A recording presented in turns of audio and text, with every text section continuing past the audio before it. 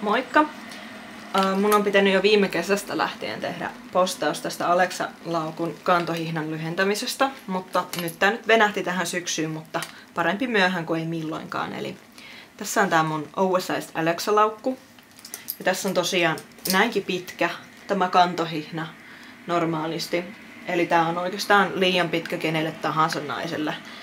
Itse on 161,5 senttiä pitkä ja täällä on mulla tuolla takapuolen alapuolella, jos mä pitäisin tätä normaalipituista hihnaa.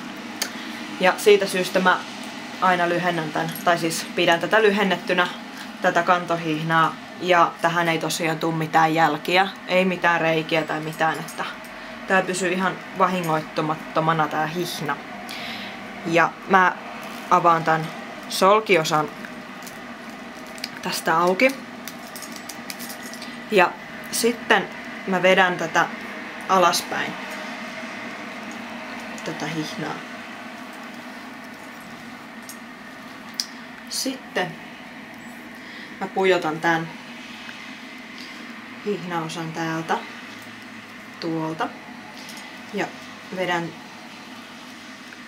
ja sitten vielä tuolta alta. Sillä että tähän tulee kolme kerrosta tavallaan. Ja sitten mä laitan tuolta ylimmästä reiästä ton ja pujotan sitten vielä tuolta lenksusta. Ja nyt se pitää. Eli tää on just sopivan kokoinen. Eli tää ylettyy johonkin tohon niinku selän kohdalle. Ja tää tosiaan, vaikka kuinka luja vetäis, niin tää pysyy. Tää on niinku, mä oon itse ollut hyvinkin tyytyväinen.